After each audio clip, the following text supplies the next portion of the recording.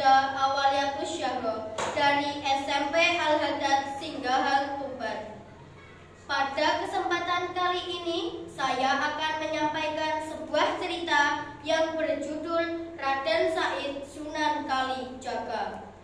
Pada masa kejayaan Kerajaan Majapahit, Tuban tidak hanya menjadi tempat penting pada masa, namun juga menjadi tempat penting pada masa penyebaran agama Islam.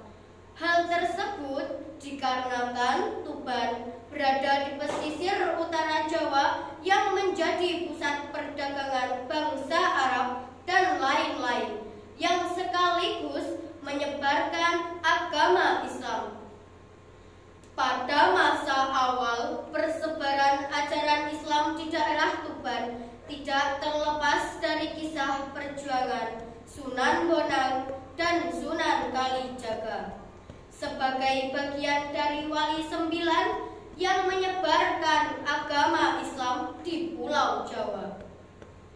Sunan Kalijaga yang bernama asli Raden Said adalah putra dari Bupati Tuban yang ke-8, Raden Tumenggung Haryo Wilwotikto.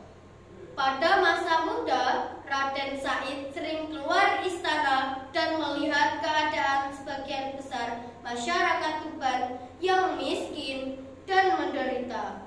Akibatnya, tanpa sepengetahuan ayahandanya, ia keluar masuk gudang makanan untuk dibagi-bagikan kepada rakyat Tuban yang membutuhkan. Tetapi lama-kelamaan perbuatan tersebut diketahui oleh ayah Sunan Kalijaga dan kemudian beliau diusir dari Kadipaten Tuban. Setelah keluar dari istana, ia berhasil mengalahkan pimpinan berandal Lokajaya. Sebagai pemimpin berandal atau preman tersebut, ia lebih sering mencuri hasil kekayaan para pejabat dan kadipaten dan orang-orang kaya di Tuban, yang kemudian hasilnya ia bagikan untuk para fakir miskin. Suatu hari, dalam pengasingan dan penyamarannya, Raden Said bertemu dengan Sunan Bonang. Sunan Bonang memiliki sebuah tongkat emas yang menimbulkan rasa ingin memilikinya. Tiba-tiba Raden Said merebut tongkat emas yang mengakibatkan Sunan Bonang jatuh tersungkur. Akibatnya Sunan Bonang menangis dan Raden Said pun merasa iba. Akhirnya Raden Said mengembalikan tongkatnya sambil menolong Sunan Bonang untuk bangun. Ia bertanya di bagian mana yang membuat beliau kesakitan. "Hei Bapak tua, bagian tubuh mana yang sakit? Biarkan aku untuk membantumu," kata Raden Said. Namun jawaban Sunan Bonang menangis bukan karena kesakitan, tetapi jawaban Sunan Bonang menangis karena rumput yang telah tercabut dari tanah, dan beliau merasa kasihan karena rumput yang tidak bersalah harus mati karena kesalahannya. "Aku tak merasakan kesakitan sama sekali di tubuhku, tapi aku menangis karena melihat rumput ini harus tercabut olehku," jawab Sunan Bonang. Setelah itu, Sunan Bonang menunjukkan buah pohon aren atau kolang-kaling yang berwarna emas. Raden Said pun tergoda dan memanjat pohon aren tersebut.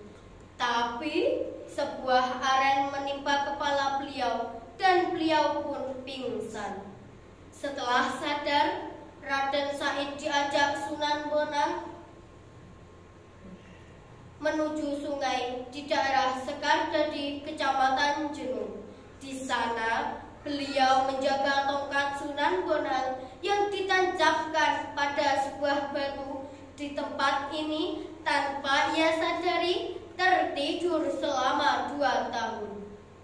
Wahai anak muda, jagalah tongkat yang kutancapkan ini. Tunggulah sampai aku datang kembali. Perintah Sunan Bonang kepada Raden Said. Raden Said pun mengiyakan dan menunggu hingga 2 tahun lamanya. Setelah sadar, Raden Said menjalani banyak lelaku yang diperintahkan oleh Sunan Bonang hingga benar-benar mencapai sebuah makom aulia. Walhasil, setelah aura Raden Said terbuka terang, cahaya kewalian sudah terbuka, Sunan Bonang menobatkan Raden Said ke dalam jenjang kewalian dan dijuluki sebagai Sunan Kalijaga. Maksudnya, kali dalam bahasa Indonesia berarti sungai, dan jaga dimaksudkan karena sudah menjaga tongkat Sunan Bonang. Demikian cerita Raden Said Sunan Kalijaga.